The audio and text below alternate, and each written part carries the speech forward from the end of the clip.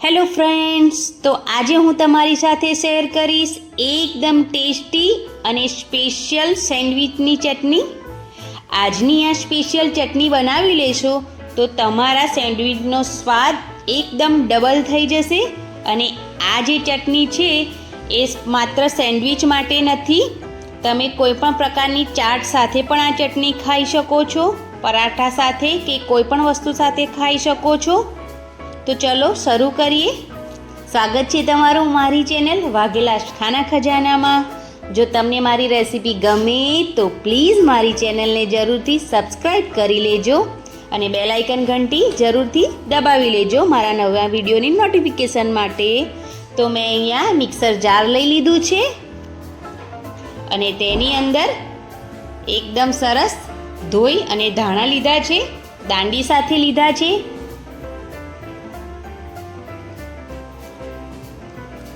તો એક વાટકી ભરીને મેં અહીંયા લીલા તાજા ધાણા એડ કર્યા છે અને તેની સાથે અડધી વાટકી પુદીનો એડ કર્યો છે.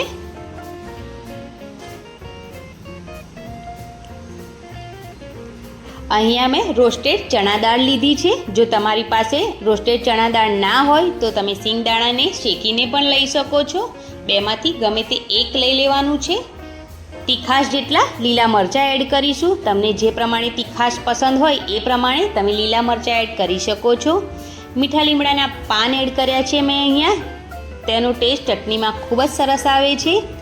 અને એક મોટો ટુકડો આદુનો એડ કર્યો છે. સ્વાદ પ્રમાણે મીઠું નાખી દઈશું. મીઠું થોડું ઓછું જ નાખીશું. અને એક ચમચી ભરીને જીરું એડ કરીશું, જેનો ટેસ્ટ ચટણીમાં ખૂબ જ સરસ આવે છે. અને મેં અહીંયા થોડો સંચર પાવડર પણ ઉમેર્યો છે. અને મેં અહીંયા એકદમ પાતળી જે ચાટ ઉપર આપણે જે સેવ ખાઈએ છીએ તે લીધી છે અડધી વાટકી, તો તેને પણ એડ કરીશું. આ સેવ એડ કરવાથી આપણી જે ચટણી છે થોડી જાડી બનશે. અને મેં અહીંયા એક લીંબુનો રસ એડ કર્યો છે ખટાશ માટે. તમે આમચૂર પાવડર પણ લઈ શકો છો. અને ચટણી પીસવા માટે આપણે એકદમ ઠંડુ પાણીનો જ ઉપયોગ કરવાનો છે. તમે આઈસ ક્યુબનો પણ ઉપયોગ કરી શકો છો. ઠંડુ પાણી રેડવાથી જે આપણી ચટણી છે એકદમ લીલી બનશે, કાળી નહીં પડે. એટલા માટે એકદમ ઠંડુ પાણી અથવા તો આઈસ ક્યુબ બેમાંથી ગમે તે એક લઈ લેવાના છે અને તેને એડ કરી અને ચટણીને પીસી લેવાની છે. 3 થી 4 ચમચી જેટલું પાણી જશે આપણી આ ચટણીને પીસવામાં. તો ચટણી એકદમ સરસ સ્મૂથ પીસાઈ ગઈ છે અને તેનો કલર પણ એકદમ સરસ લીલો જ આવ્યો છે.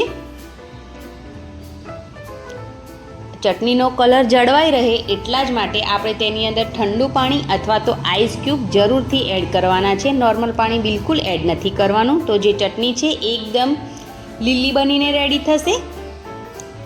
તો છે ને એકદમ આસાન રેસીપી. અને માત્ર 2 થી 3 જ મિનિટમાં એકદમ જબરજસ્ત ચટણી ઘરે જ બનીને રેડી થઈ જાય છે.